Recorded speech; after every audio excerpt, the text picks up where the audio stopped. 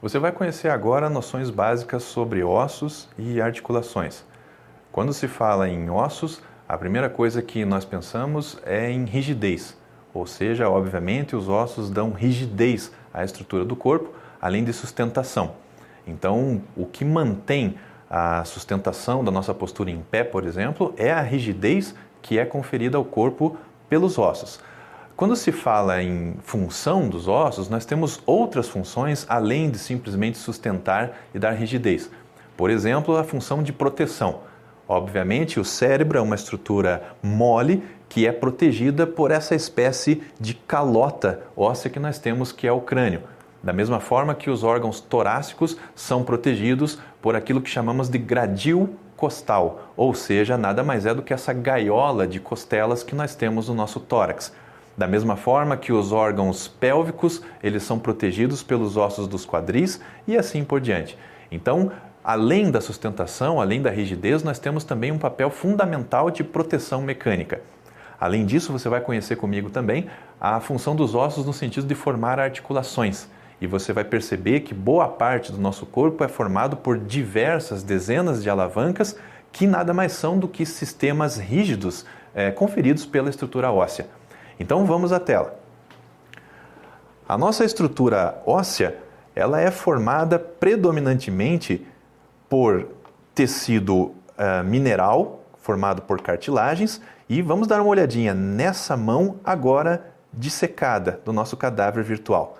Então perceba que esse é um modelo de uma mão óssea, e eu quero chamar a atenção de você especificamente para essas estruturas que eu estou deixando esverdeadas, ou seja, essa estrutura aqui é uma estrutura cartilaginosa. Aqui é cartilagem, aqui é cartilagem, aqui é cartilagem e assim por diante. Qual é a função dessas cartilagens dentro do sistema esquelético, ou seja, nos nossos ossos? A função dessas cartilagens é impedir que haja fricção, ou seja, atrito direto de uma superfície contra a outra superfície. Então, a Mãe Natureza ela já previu que à medida em que você fosse mover as suas mãos, você teria atrito ao longo da sua vida inteira, de um osso com o outro. Então, essas cartilagens aqui, elas são cartilagens que têm a função de impedir o desgaste dos nossos ossos à medida em que eles se movem um em relação ao outro. Mas de onde vêm essas cartilagens? Essas cartilagens vêm de um processo denominado formação óssea endocondral. Esse termo endocondral refere-se ao prefixo endo, que significa dentro, e condral refere-se à cartilagem, ou seja, do latim chondros.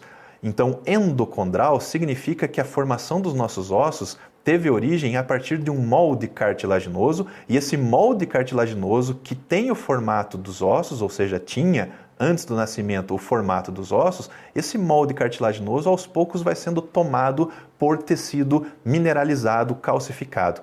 Então, se você me perguntar, por exemplo, qual é a origem destas cartilagens que você observa nas extremidades ósseas, essas cartilagens, elas são as cartilagens remanescentes, ou seja, as cartilagens que sobraram daquele processo de ossificação desde quando estávamos ainda dentro da barriga da mãe. Então, ao nascimento, boa parte daquele molde cartilaginoso é substituído por osso, até que finalmente, na vida adulta, nós temos somente cartilagem cobrindo essas superfícies. Eu vou mostrar para você outras partes do corpo, como por exemplo aqui no ombro, em que nós temos a cabeça desse osso, denominado húmero, e a cabeça do húmero ela é toda revestida por cartilagem. Por quê? Porque à medida em que você move o seu ombro, você teria fricção, atrito com essa superfície aqui que também foi revestida por cartilagem. Vamos dar uma olhadinha lá no quadril e observe que no quadril você tem a cabeça do fêmur, que é essa bola que eu deixei em destaque agora. E a cabeça do fêmur, à medida em que você está caminhando, em que você corre ou que você salta, você tem atrito desta cartilagem, que é lisa, escorregadia, dentro de uma superfície que eu vou mostrar para você agora sem o fêmur, que é profunda e também revestida por cartilagem. Então eu quero que você note que eu, de propósito, removi o fêmur direito e agora a gente observa lá dentro que existe um revestimento de cartilagem também, que é justamente para evitar a fricção e o desgaste da cabeça do fêmur dentro do osso do quadril. Aí nós podemos devolver o fêmur e mostrar no joelho, em que também temos cartilagens, por exemplo, essa que está aqui em destaque, cartilagens aqui, e todas elas com a mesma função. Aí, já que eu falei em movimento, a gente pode falar um pouquinho também a respeito de articulações. Então, toda vez que a gente fala a respeito de articulações, a primeira coisa que você normalmente sugere é de que a articulação sempre produz movimento. Mas não é necessariamente isso. O conceito de articulações é a comunicação entre os ossos. Então, se eu mostrar, por exemplo, esse crânio de forma isolada, vamos isolar aqui somente o crânio. Então, estamos somente com o crânio. Dá-se a impressão que o crânio é uma única só peça. Quando, na realidade, se eu expandir todos os ossos com um só clique de mouse aqui, você observa em 3 dimensões que o nosso crânio é um complexo mosaico de várias peças ósseas e cada uma delas com um nome. Por exemplo, o osso parietal, o osso occipital, o osso temporal, o osso frontal e assim por diante. Então, o que você está vendo aqui em 3 dimensões são todos os ossos que em conjunto formam o que nós chamamos coletivamente de crânio. E o que isso está relacionado com articulações? É porque a articulação é a comunicação entre 2 ou mais ossos. Então, observe que estas linhas que você observa aqui, elas são articulações. Este osso frontal articula-se com esse osso parietal. O osso parietal articula-se com o temporal. E assim sucessivamente. Mas note que você não tem movimento nenhum entre estes ossos. Então eu estou mostrando para você aqui uma linha de articulação que é denominada de sutura. A palavra sutura, ela lembra costura, e aí você perceba que o termo costura é o termo que os anatomistas resolveram se referir para dizer que é como se um osso do crânio estivesse costurado com o outro osso. Agora, a maior parte das nossas articulações produz movimento, como por exemplo a articulação do ombro, como por exemplo a articulação do cotovelo, a articulação do quadril. E o que é que impede que esses ossos saiam do lugar? Os ligamentos.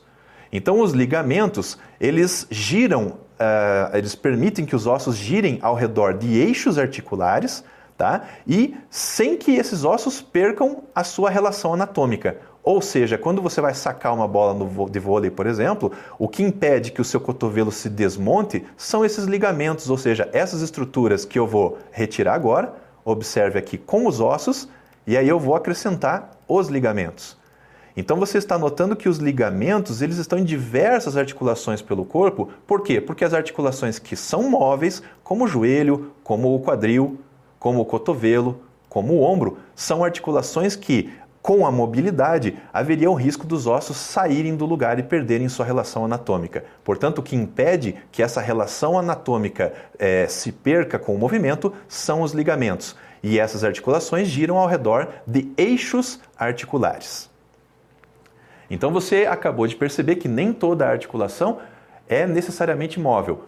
Os ossos do seu crânio não se movem, mas a sua articulação do ombro é extremamente móvel. E o que impede que esses ossos que são móveis no seu ombro, no seu cotovelo, no seu punho, se desmanchem, ou seja, que as articulações sofram uma luxação, que é a perda dessa relação, são os ligamentos.